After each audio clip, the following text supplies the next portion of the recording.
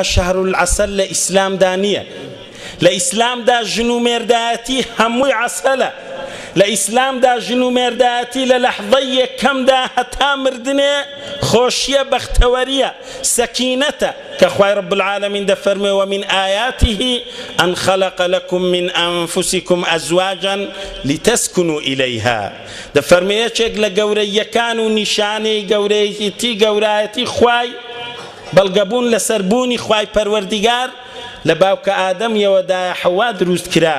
ئەوزار لە پاشانەکە دەفەرمێ هاوسەرگیرایەتی خوای تەعالە بڕیاریدا هەتا ئێوە لەگەر ئافرەتەکان تووشی سەکینەت بن دڵنەوایی و دڵخۆشی بن هەموو ژیانتان ببێتە هەنجوینی و عەسەل نەک یەک مانگ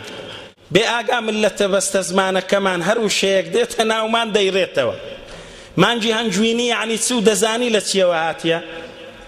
مانجی هەنجوینی بە معنای ئەوەی دێ کە ئەنەهو یەک مانگ هەیە لە سەرەتای گواستنەوەی بووکەکەی لۆ ئەو ئافرەت و ئەو پیاوەی بەخۆشی و شیرنی بژین ئەو مانایی لێ وەردەگیرێ مانگەکانی دی دیارە هەمووی زەقنەبوتیە هەمووی ژەهرە هەمووی ناخۆشیە بەڵێ لە دنیای ئەوڕۆ و لە وەزعی ئێستاماندا و کە تەقلید و چاولێکەری کافر و دوژمنانی ئیسلام دەکەین وای لێ هاتیە لەبەر هەندێیە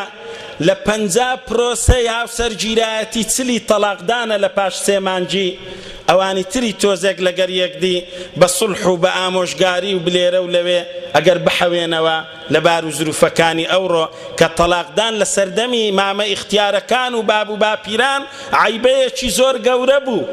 و شەرمە بوو و تاوان بوو گوناه بوو ئەوانە لێکدا ببڕێن ئێستا زۆر ئاساییە و ئاسان بووە لەسەر شتی یەکجار سادە و ساکار